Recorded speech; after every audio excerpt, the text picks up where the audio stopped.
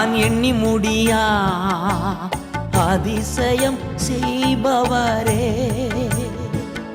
நான் எண்ணி முடியா அதிசயம் செய்பவரே,